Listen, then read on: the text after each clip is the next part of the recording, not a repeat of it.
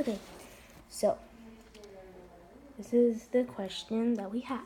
Cos x over 1 plus sine x is equal to 1 minus sine x over cos x.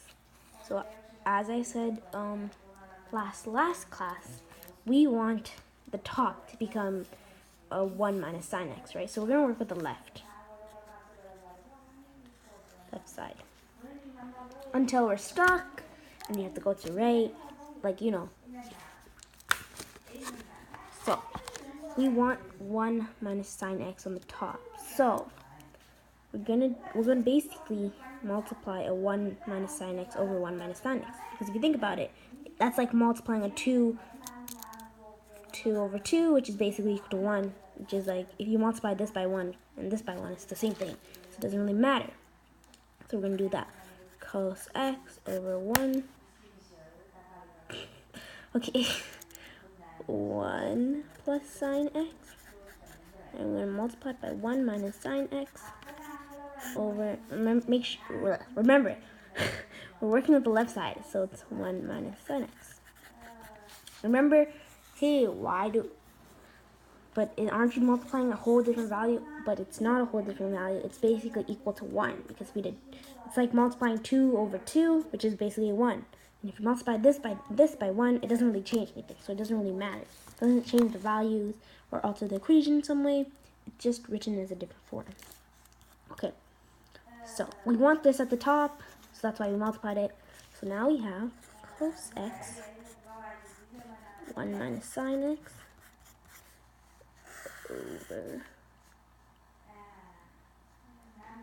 1 plus sine x, and 1 minus sine x. You multiplied them. Always make sure to put your equal signs, because otherwise you lose communication marks. I think. Wait, do we put equal sign? Yeah, we'll just say that because left side equals that. Just ensure that's right with your teacher or based on your notes. Okay, so cos, we're going to just leave that there right now. We don't want to multiply it in. We don't want to multiply this cos x by this, like, and make it together, because we just want this by itself. We're just going to leave this by itself. Now, but the bottom's messed up, because we want just cos x, but we're not getting cos x. We're getting 1 plus sine x and 1 minus sine x. So maybe we should put them in together, multiply them by each other to see if that works.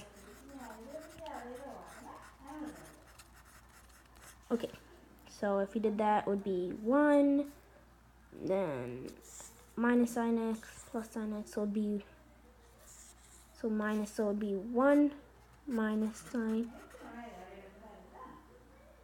squared x.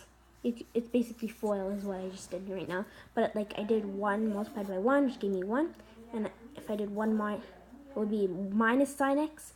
Then if you looked at this, it's plus sine x, so a minus sine x and a plus sine x just give you 0. So then you do with the last term, so we give you minus sine x squared. So here, and that looks familiar. It's actually familiar to your Pythagorean identity. So basically, we can change that into cos squared x. And then that, we can cancel these out. Because like we have 2. This is basically cos x multiplied by cos x if you think about it. So then we're just crossing off 1. We're crossing this one off and crossing that off when we cancel off the 2. So then we're left with 1 minus sine x over cos x. So this is our left side.